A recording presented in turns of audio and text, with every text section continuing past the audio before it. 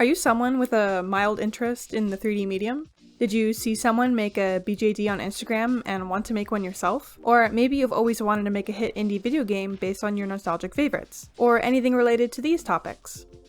3D is an incredible, difficult, and rewarding medium with multiple different avenues of exploring within it. When I decided I wanted to learn 3D, I quickly found that there were opposing and contradicting practices on how I should go about creating assets depending on what the intended use case was. While Blender has paved the way for increased accessibility within the medium, it's also led to a skew in content that's widely available online. For example, when I wanted to get into character models, because as we know I really love characters, I found the works of those like Yan sculpts. And okay, I'm not super sure if anyone else had this problem, so please correct me if I'm wrong, but while I suppose with 3D, there are multiple different pipelines or workflows that can get you in your work somewhere, right? And someone like Yan sculpts, his body of work visible on YouTube generally consists of character sculpts that are simply intended as being art pieces, rather than something that can be 3D printed or rigged in some sort of animation, for example. There's absolutely nothing wrong with this, and I make those sometimes too, but I had a very hard time understanding what was going on as a complete greenhorn to the medium as a result. Someone like Yan, of course, doesn't have to get into this topic. He's got other stuff to do, but I can, and I'd like to. I might not be a veteran or expert with qualifying credentials to my name, but I love 3D, I love to talk about it, and most of all, I want more people to get into this medium, no matter where they land. And as a side note, please check out his work. I don't think I would have fallen in love with character sculpting if he hadn't been posting his work to YouTube. It brought character sculpting under the spotlight for so many like me.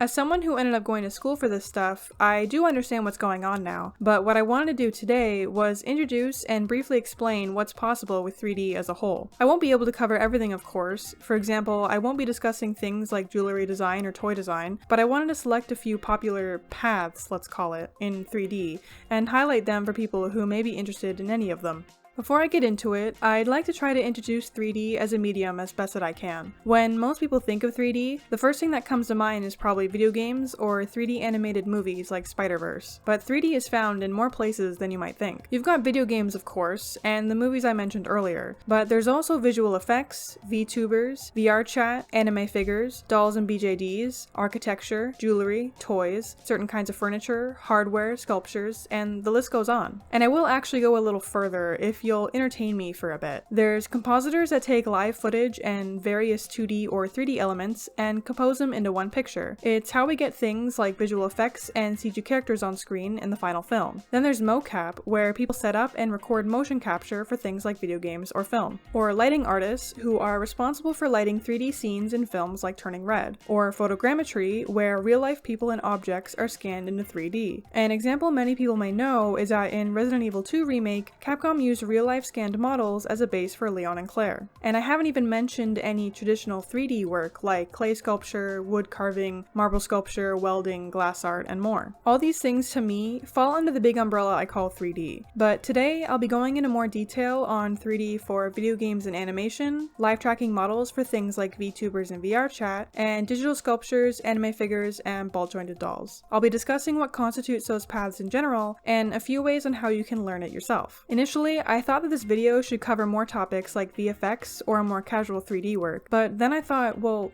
one, I don't want to talk about things I don't know enough about, and two, this specifically goes for the casual 3D stuff. There are enough Blender bros on YouTube for that one.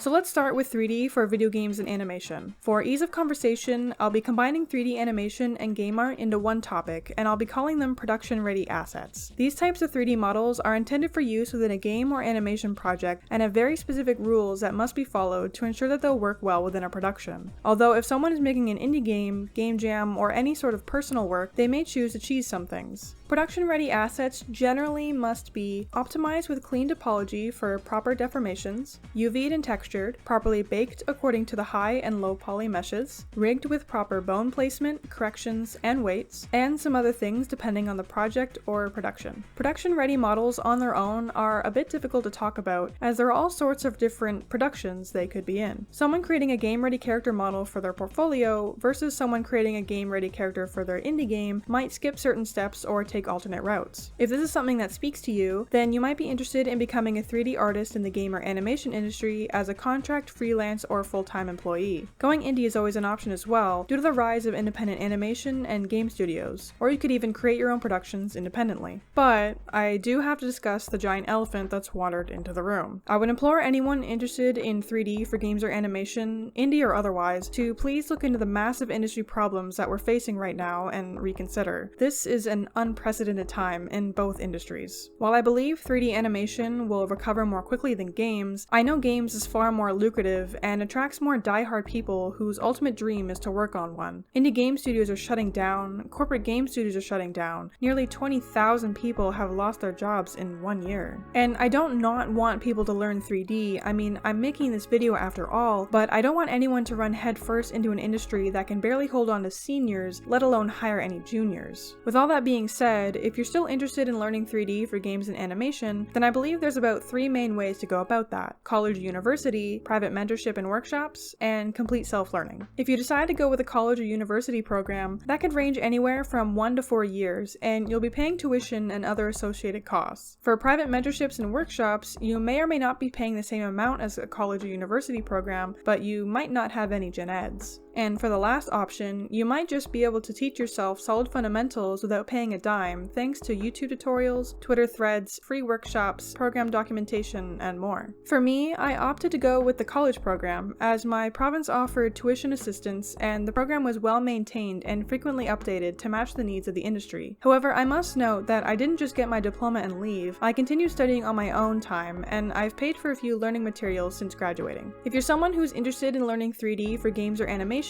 then I recommend delving into as many online resources as you can to decide if it's right for you. This path in particular can be quite costly to teach yourself, not only with the tuition or workshop cost, but for programs as well, because you'll usually need a lot of them to get the job done. For me personally, I wanted to learn 3D for games because I wanted to work in games, so I opted for what worked best for me. But if you're someone just looking to pick up the skill for fun, to make your own video game or even mod some others, then you don't need to worry much about tuition and all that. And you can also just ignore my talk about the state of the industry too.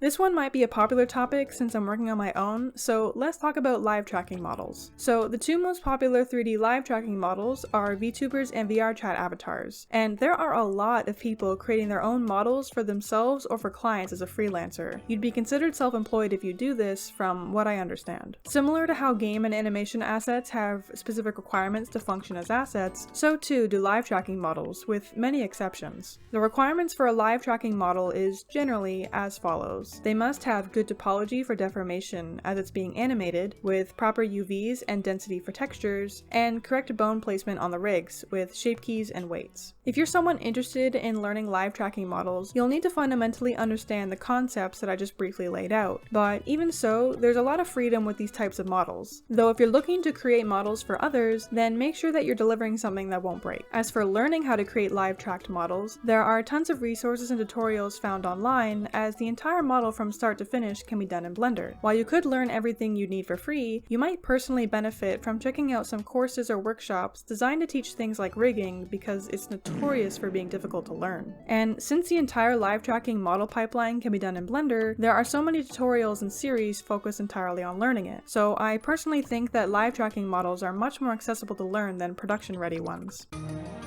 Lastly, I'll be discussing sculptures, garage kits, and ball-jointed dolls all together, since they're all primarily done in sculpting software only compared to live tracking models or production assets as discussed earlier. Digital sculptures are basically the same thing as what we think of 2D digital art as, but it's just 3-dimensional this time. You aren't required to follow any of the practices that production and live tracking models do, because they're not necessary for sculptures. You can use them to enhance your sculptures if you wish though, but as the end product isn't being used for a production or for live tracking or anything, it's totally up to you. While there are some rules to follow if you intend to make your sculpture usable as a garage kit or a BJD, they all have to do with the actual sculpture themselves rather than something like rigging. If you're creating a garage kit, then the sculpture needs to be separated into multiple pieces with guidelines at the end, and those pieces should be separated with a great deal of consideration for the future painter that will come along and assemble and paint the kit. But if you're creating a BJD, then the sculpture needs to be hollowed out with allocations for all of the appropriate ball joints, as well as sculpting the ball joints themselves too. Now, this one might be the easiest to learn, depending on the desired outcome of your sculpture. Both garage kits and BJDs are derived from sculpture as a fundamental base, so your mileage with those will vary depending on your inherent and learned ability to sculpt in general. Anyone and everyone can learn how to sculpt, but it might be a big hurdle for some because not only do you have to learn an entirely new art form, but you also have to learn how to use the sculpting software too. Thankfully, you can sculpt in Blender, and it's pretty straightforward and of course free. But if you own an iPad, then you might want to pick up Nomad Sculpt for 15 to 20 bucks. And if you want the king of sculpting software, then ZBrush is of course always an option, but it comes at a high price point. The technicality involved when turning a sculpture into a kit or doll is pretty well documented online, especially for dolls. There are a lot of doll sculptors out there, complete independent business owners creating and selling their own BJDs. Garage kits are a little more niche though, especially as many kit sculptors are Japanese, so there's a bit of a language barrier. That seems to be changing nowadays as more non-Japanese artists pick up kit sculpting for fun, freelance, or for their own business. And the really special thing about sculptures, garage kits, and BJDs is that they can easily and very often will cross over into the physical world. Garage kits and BJDs are meant to be printed and cast in resin, whereas sculptures have the option of remaining digital or being printed and cast too.